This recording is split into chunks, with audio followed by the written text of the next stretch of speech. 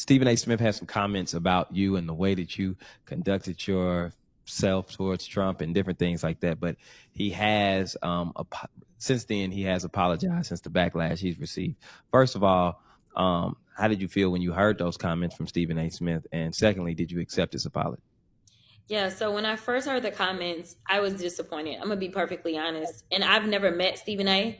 We've never had a conversation a day in our lives.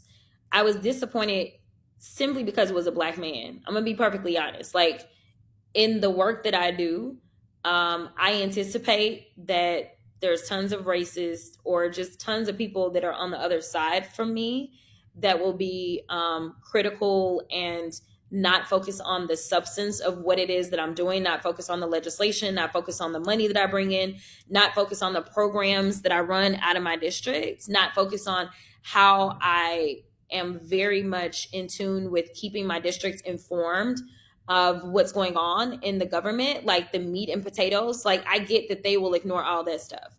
But in a time in which black women specifically are under attack, and we all know what Malcolm X said about the black woman, I just felt a way that there was a black man who decided not to do any research and decided to more so comment on my stylistic approach, which I'm good with people disagreeing or whatever, but to use your platform in order to not only come for me, but consistently kind of have a track record of coming for black women.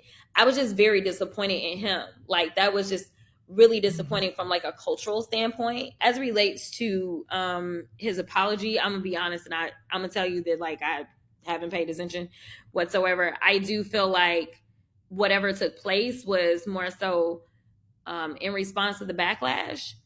And so, it's kind of like, all right, so if you hadn't gotten smoke, like, would you have done it? It's done. We're moving on. And I just got to say that I appreciate and love the people, because people that follow me pay attention and they know the things that I'm doing. They understand why I am pushing back on Trump.